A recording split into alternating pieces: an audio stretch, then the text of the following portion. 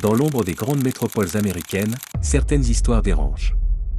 Non pas par leur complexité, mais par l'indifférence glaciale qui les entoure. Celle de Lyndon McLeod en fait partie. Un homme dont le nom évoque aujourd'hui un drame, mais qui pendant des années, évoluait dans l'anonymat le plus complet. Auteur d'une trilogie étrange et dérangeante, McLeod a créé un monde fictif à son image, trouble, violent, narcissique. Mais quand la fiction se mêle à la réalité, les conséquences peuvent être irréversibles. Ce que beaucoup voyaient comme de simples provocations littéraires s'est lentement transformé en une trajectoire tragique, que personne, ou presque, n'a su arrêter. Bienvenue dans Ombre des faits, là où derrière chaque crime, se cache une vérité non dite. Si tu es passionné de crimes et de faits étranges, je t'invite à t'abonner. Commençons.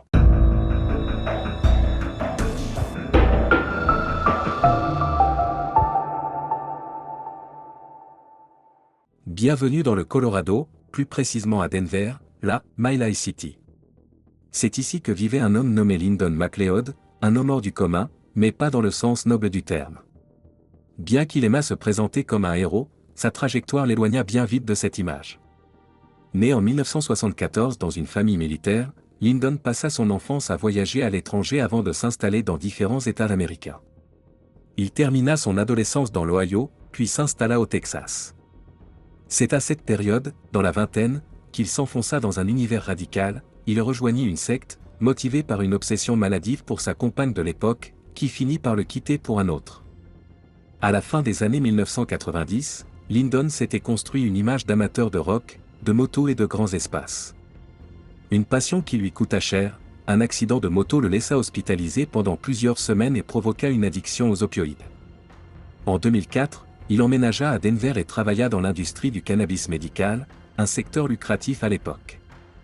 Mais en 2013, il perdit son poste de responsable après avoir menacé ses employés avec une arme.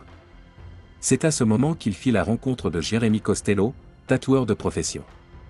Fasciné par le monde du tatouage, Lyndon décida d'investir tout son argent dans un salon aux côtés de Jeremy. Toutefois, il n'avait aucune compétence pour gérer une entreprise, et son comportement tyrannique et sexiste créa un climat invivable. Rapidement, il perdit le respect de ses employés, puis de Jeremy lui-même. En 2015, le salon ferma ses portes. Ruiné, Lyndon se retira dans les montagnes de l'ouest du Colorado, dans une minuscule maison construite à partir de conteneurs. Il y exposait fièrement ses idées provocantes, déclarant que les espaces de rangement n'étaient que des codes déguisés pour désigner une maison occupée par une femme. À l'écart du monde, il s'enfonça davantage dans sa propre radicalité. Il afficha ouvertement sa haine envers les femmes et se lança dans l'écriture. Sous le pseudonyme de Roman N. Clay, il publia une trilogie intitulée Sanction. Dans cette fiction dérangeante, le héros est son double, un homme qu'il dépeint comme un être supérieur, doté d'une morale exemplaire et d'une grande culture. Sélectionné par une intelligence artificielle comme modèle génétique parfait, son ADN est cloné à grande échelle pour améliorer l'humanité. L'histoire suit ce personnage à travers une vendetta sanglante, 46 personnes assassinées, toutes ayant eu un conflit avec lui dans le passé. La série promeut la guerre civile sur le sol américain, et Lyndon lui-même se présentait dans la réalité comme un « hors-la-loi », espérant que ses écrits deviennent prophétiques. Grâce à ses romans, Lyndon acquit une certaine notoriété dans les cercles de la « manosphère », un ensemble de forums prônant une masculinité toxique et s'opposant fermement au féminisme. Il y fit de nombreuses rencontres, partageant ses frustrations et reconnaissant lui-même les dérives de son comportement. Bien que ces livres constituent déjà en eux-mêmes un signal d'alarme évident, de nombreuses autres occasions auraient permis à l'entourage de Lyndon d'identifier un homme profondément troublé. Les forces de l'ordre, tant locales que fédérales, connaissaient son nom. À plusieurs reprises, la police fut appelée à son domicile pour des cas présumés de violence conjugale 11 fois entre 2012 et 2016. Lyndon avait également proféré des menaces de mort si extrêmes que le FBI se rendit personnellement chez lui. Pendant ce temps, d'anciens amis continuaient à suivre son évolution en ligne. Et ce qu'ils observaient était inquiétant, un glissement lent mais constant vers une radicalisation extrême. Invité sur un podcast en 2020, Lyndon déclarait « Ma personnalité est tellement extrême que je suis comme des chiffons gras laissés à côté d'une flamme. Je le cherche, tu vois, soit je suis une bête, soit un philosophe. Je ne vis pas comme les autres humains. » Il diffusait en ligne des propos toujours plus violents, affirmant que les lois et normes sociales ne servaient qu'à protéger les faibles, et que ces derniers allaient bientôt devoir se préparer, car, selon ses propres mots, les choses vont devenir très sérieuses. En 2021, rien ne s'était amélioré. Au contraire, Lyndon devenait plus exigeant, plus agité, plus imprévisible. Après avoir brièvement emménagé avec 2 fans, il fut mis à la porte pour comportement jugé instable. Aux côtés de sa nouvelle compagne, Anne, ils commencèrent à filmer des séquences pour un projet cinématographique dans lequel ils se mettaient en scène, War Horse. Mais rapidement, les tensions éclatèrent. Après une altercation au cours de laquelle il frappa Anne au visage, ils décidèrent de faire une pause. Anne retourna alors à Salt Lake City, laissant à Lyndon $20,000, son van et sa moto pour continuer le tournage. Peu de temps après, Lyndon cessa de répondre à ses messages. Inquiète, Anne tenta de le joindre à plusieurs reprises, sans succès. Elle découvrit alors qu'il lui avait dérobé $37,000 supplémentaires grâce à des transactions en crypto-monnaie. Presque au même moment, d'autres proches de Lyndon apprirent qu'il avait manipulé des mineurs en ligne. Il aurait également volé de l'argent à d'anciens amis. Son addiction aux opioïdes, jamais totalement surmontée, refaisait surface. En hiver 2021, il retomba lourdement dans la consommation. Et en décembre de cette même année, tous les problèmes qui s'étaient accumulés dans sa vie éclatèrent, dans la pire des tragédies. Le lundi 27 décembre, à peine 2 jours après Noël, le calme habituel du centre-ville de Denver fut soudainement brisé par la violence de Lyndon McLeod. Peu avant 17h25, un fourgon noir de type Ford Econoline s'arrêta devant le salon de tatouage Soul Tribe, sur Broadway. L'homme armé en descendit rapidement, entra dans l'établissement, et ouvrit le feu sur toutes les personnes présentes. Alicia Cardenas, Alison Maldonado et Jimmy Maldonado furent touchés. Alicia et Alison succombèrent à leurs blessures presque immédiatement. Lyndon ressortit du salon avec détermination, prêt à poursuivre son itinéraire meurtrier. 6 minutes plus tard, il arriva à West CTH Avenue, près de Bannock Street, devant l'appartement de Jeremy, l'un de ceux qu'il considérait comme un ennemi. Déguisé en livreur, il frappa à la porte. C'est la femme de Jeremy qui ouvrit. Troublée par cette visite inhabituelle, elle déclara que son mari n'était pas à la maison alors qu'il dînait dans la pièce voisine. Lyndon repartit, pour revenir 10 minutes plus tard, armé d'une masse. Alors que la famille fuyait, il força plusieurs portes, tirant à travers les pièces, des balles frôlant même le berceau du bébé. Avant de quitter les lieux, il mit le feu au camion familial. À 17h45, Lyndon se trouvait dans un immeuble résidentiel près de Chisholm Park. C'était le domicile de Michael Swinyard, un autre homme mentionné dans ses livres. Il pénétra dans l'appartement, y trouva Michael, et l'abattit. Après cela, Lyndon se rendit dans un bar appelé Ted's à Belmar. Il passa derrière le comptoir, se servit un verre, puis pointa une arme sur le barman lorsqu'on tenta de l'arrêter, avant de repartir. Il était 18h04 lorsque la police localisa le van de Lyndon près de la banque Wells Fargo, dans la zone commerciale de Belmar. Les agents tentèrent une prise de contact, mais Lyndon ouvrit le feu. Une fusillade éclata. Malgré les tirs, il parvint à fuir vers l'hôtel Hyatt House. Là, il s'en prit à l'employé de la réception, une inconnue pour lui. Il tira, et Sarah Steck perdit tragiquement la vie. Lyndon continua sa fuite à pied, jusqu'à l'intersection de South Vance Street et de West Alaska Drive. C'est là qu'il croisa l'agente de police Ashley Faris. Ayant entendu parler des fusillades dans les salons de tatouage, elle se rendait justement sur place. Face à lui, elle lui ordonna de déposer son arme.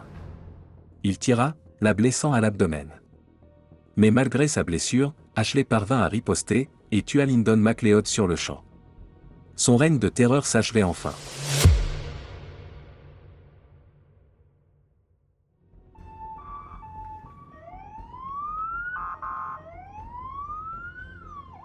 Ce que les autorités découvrirent ensuite, c'était un chemin de destruction.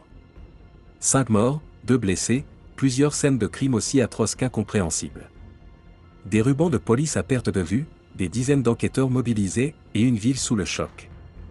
Denver, tout comme la communauté locale et celle des tatoueurs, s'unit dans la douleur pour soutenir les victimes.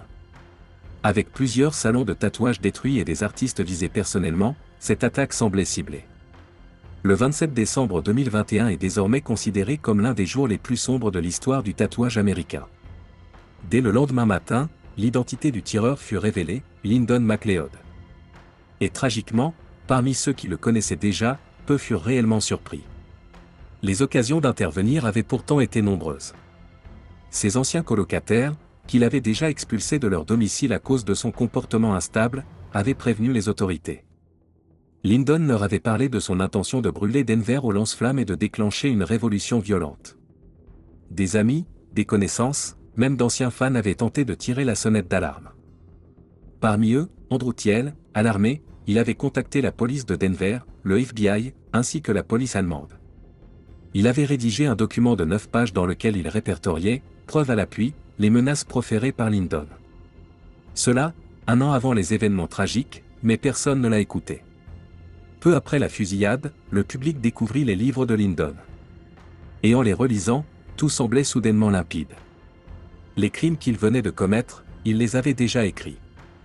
Lyndon s'était représenté dans ses romans comme un alter ego idéalisé, un anti-héros qui vivait la même vie que lui jusqu'à la publication des livres. Ensuite, c'est lui qui suivit le chemin de son personnage, tout droit jusqu'à la mort. À une différence près, contrairement à ce qu'il avait imaginé dans sa fiction, Lyndon McLeod fut abattu par une policière. Une femme qu'il avait lui-même blessée par balle. L'agent Ashley Ferry survécut, bien qu'elle ait temporairement perdu l'usage de sa jambe droite. Aujourd'hui, elle peut à nouveau marcher, et espère un rétablissement complet. Jimmy, l'un des survivants, guérit physiquement. Mais sa douleur reste immense, son épouse, Alicia, fut tuée pendant l'attaque. Dans ses romans, Lyndon faisait mourir Jeremy Costello et sa compagne. Mais dans la réalité, ces derniers réussirent à s'échapper avec leur bébé juste avant que Lyndon n'enfonce leur porte avec une masse. Leur fuite fut précipitée, leur traumatisme durable, mais ils furent miraculeusement épargnés. Quelques jours après la mort de Lyndon, sa compagne Anne reçut un colis, envoyé de son vivant. À l'intérieur, les droits d'auteur de ses 3 livres, et un film de 47 minutes. Un projet intitulé War Horse, dont il était aussi le héros. Malheureusement, Lyndon n'était pas plus cinéaste qu'écrivain ou entrepreneur. Le film, mal monté, surfait et creux, ne racontait presque rien, si ce n'est son besoin maladif de glorifier ses actions. Des scènes dramatisées le montraient buvant du whisky sous les éclairs, marchant dans des couloirs sombres, ou pilotant sa moto à travers des paysages industriels. Un ego perdu dans le vide. Le colis fut apparemment envoyé le jour même de la tuerie, le 27 décembre 2021. Tout laisse à croire que ce film devait être l'apothéose de son délire. Le film fut brièvement mis en vente en ligne, avant d'être supprimé. Après sa mort, les enquêteurs se rendirent dans son ancienne maison à Denver. Le nouveau propriétaire leur raconta ce qu'il y avait découvert. Des crânes d'animaux disséminés un peu partout, et des coffres à armes dissimulés dans la propriété. En examinant ce dossier, on comprend que ses échecs professionnels et financiers étaient dus à son incompétence, son arrogance, son agressivité et son incapacité à interagir sainement avec autrui. Mais Lyndon n'a jamais assumé sa part de responsabilité. Il rejetait la faute sur les autres. Il nourrissait une haine farouche envers les femmes, les hommes dits « faibles », et tous ceux qu'il considérait comme responsables de ses échecs. Enfermé dans sa propre logique, incapable de remettre en question ses idées, Lyndon est devenu un homme instable et dangereux. Et malheureusement, cela nous amène aux véritables victimes de cette affaire. Celles et ceux qui ont perdu la vie sans raison. Alyssa, Alicia, Danny, Michael, Sarah. Jimmy Maldonado, blessé lors de l'attaque mais survivant, se souvient de son épouse Alyssa comme d'une lumière dans l'obscurité. Alicia Cardenas, artiste tatoueuse et figure essentielle de la communauté artistique de Denver, était reconnue pour sa sagesse, sa grâce et sa bienveillance. Elle a transmis son talent à une génération d'apprentis qui perpétueront son héritage. Michael Swignard, bâtisseur de 67 ans, était un homme discret et introverti, mais d'une grande écoute. Danny Schofield, artiste du salon Lucky 13, était père de 3 enfants. Il était aimé de ses proches et admiré par ses pairs.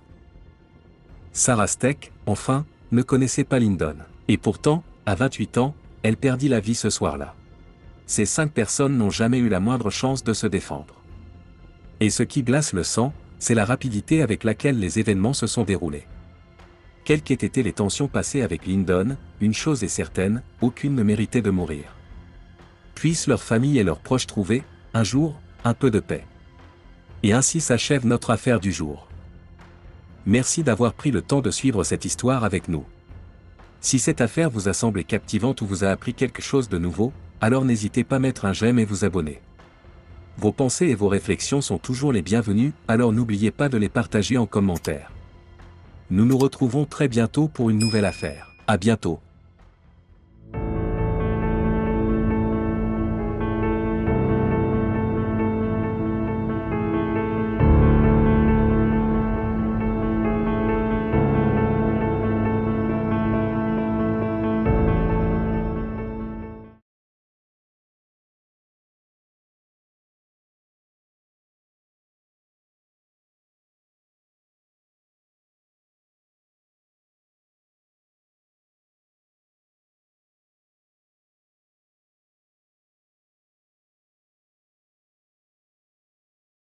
Lyndon McLeod, un nom qui résonne aujourd'hui dans l'horreur.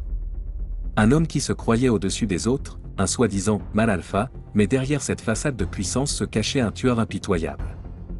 Le 8 décembre 2021, McLeod a semé la terreur dans les rues de Denver, commettant des meurtres froids et calculés. Un homme en quête de pouvoir et de vengeance, déterminé à imposer sa vision du monde. Qui était vraiment Lyndon McLeod? Pourquoi a-t-il transformé sa haine en un massacre sanglant? De ses croyances extrêmes à son passé troublé, découvrez l'histoire glaçante de l'homme qui s'est cru supérieur, mais qui a sombré dans la folie meurtrière.